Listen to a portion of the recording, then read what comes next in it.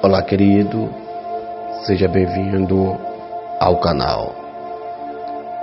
Desde já gostaria de te pedir para nos ajudar neste projeto, se inscrevendo, ativando o sininho de notificação e também compartilhando os vídeos aqui do canal. Bom, você já deve ter visto aí o tema deste vídeo. E vamos falar acerca sobre o arrebatamento. Bom, a palavra arrebatamento, ela vem do grego, que significa retirar com força e repentinamente. É o rapto, o arpazo. Muito tem se especulado e muito tem sido debatido e nos meios teológicos a respeito do arrebatamento. Existem algumas linhas de interpretação bíblica, ou pelo menos cerca de 3 viés teológicos que tratam um pouco sobre essa questão do arrebatamento. Divide essas opiniões no mundo teológico.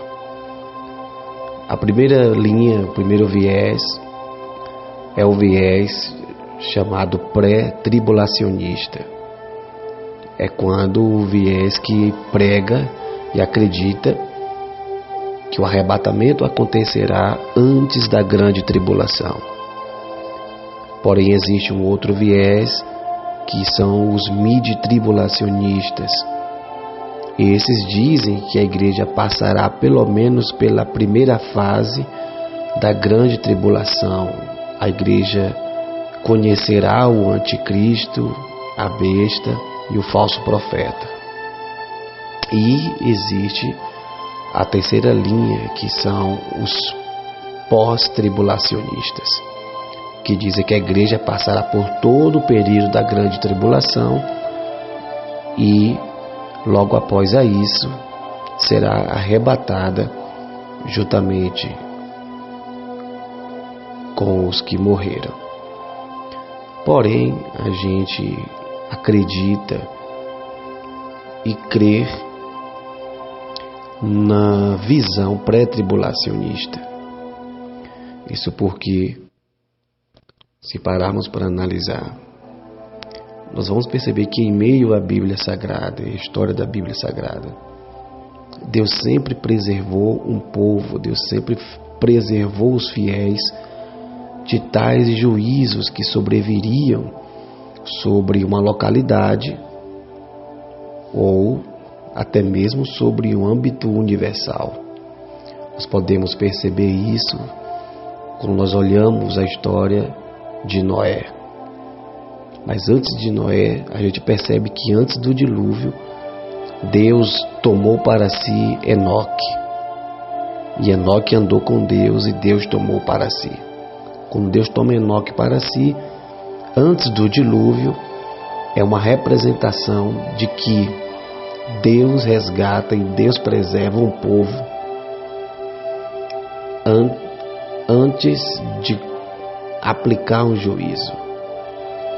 Deus não é injusto para com aqueles que são justos, para com aqueles que procuram viver debaixo da obediência e viver uma vida santificada e uma vida entregue sem reservas a Ele.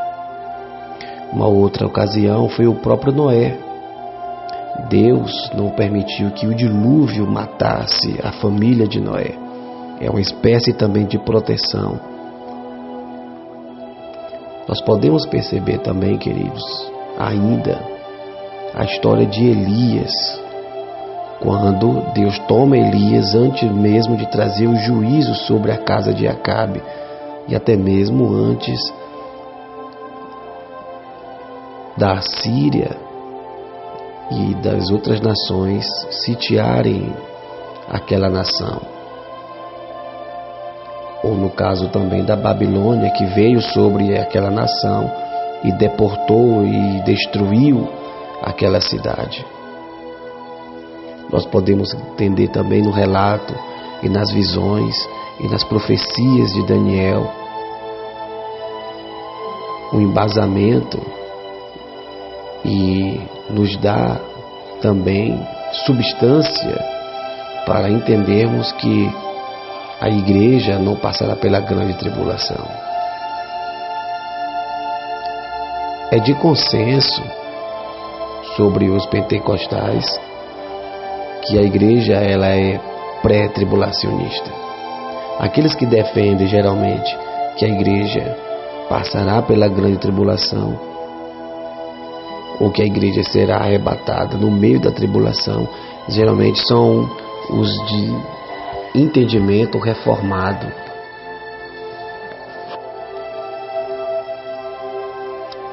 Mas eu queria deixar um texto aqui para sua e nossa meditação que encontra-se no livro de Mateus, no capítulo 24, versículo 37, que Jesus disse: e como foi nos dias de Noé, assim será também a vinda do Filho do Homem. Porquanto, assim como nos dias anteriores ao dilúvio, comiam, bebiam, casavam, davam-se em casamento, até ao dia em que Noé entrou na arca, e não o perceberam. Esse o não perceberam nos faz entender que as pessoas estavam dispersas, as pessoas estavam procurando viver os seus próprios caminhos. Uma questão também que nos mostra que o arrebatamento será e é uma realidade é quando nós vamos analisar o livro de João, no seu capítulo de número 14.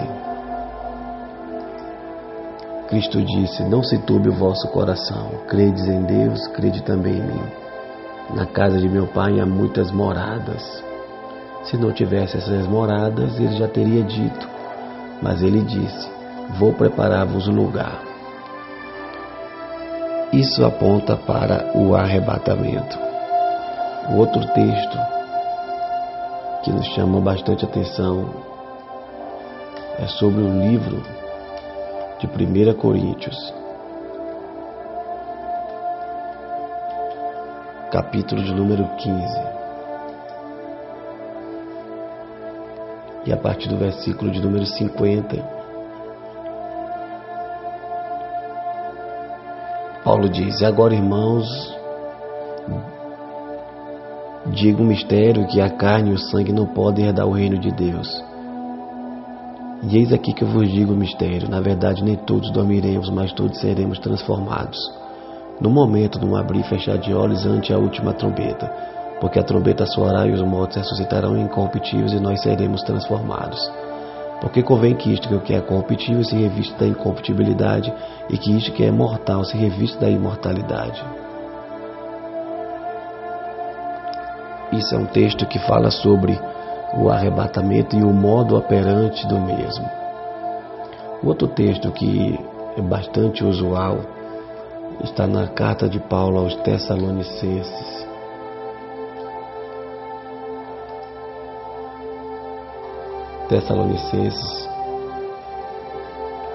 Nós conseguimos entender que lá no capítulo de número 4, versículo 17, ele diz: depois nós que ficarmos vivos seremos arrebatados, juntamente com eles nas nuvens, a encontrar o Senhor nos ares, e assim estaremos sempre com o Senhor.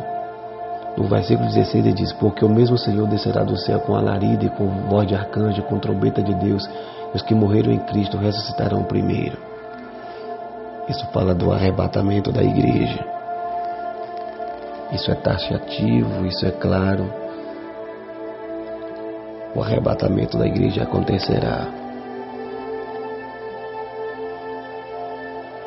E eu creio que a igreja não passará pela grande tribulação. Porque Deus não é injusto para deixar e julgar os ímpios juntamente com os justos. E Deus, ele é fiel para preservar a sua igreja. E eu gostaria que você entendesse que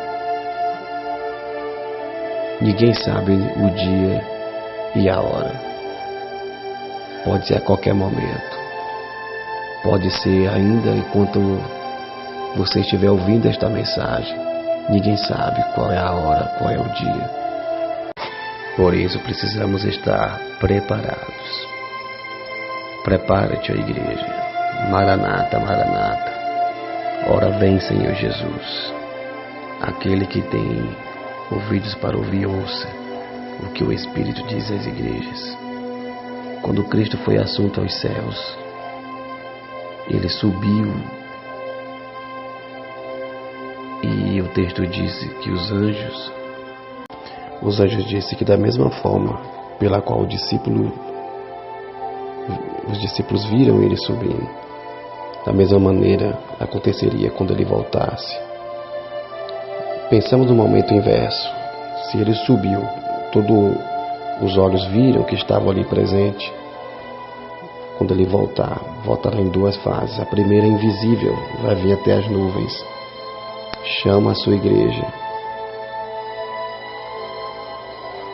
e na segunda vez que Ele voltar, será de uma forma visível no final da grande tribulação, e voltará juntamente com a igreja triunfante. Hoje nós somos igrejas militantes, estamos militando, batalhando para chegarmos aos céus. Mas quando Ele nos arrebatar e no final da grande tribulação Ele retornará com a igreja triunfante. Cristo triunfará. E nessa ocasião todo olho verá, todo joelho se dobrará e toda língua confessará. E todos saberão e adorarão a Cristo, Supremo Rei e Supremo Ser, o próprio Deus. Que Deus abençoe sua vida, em nome de Jesus.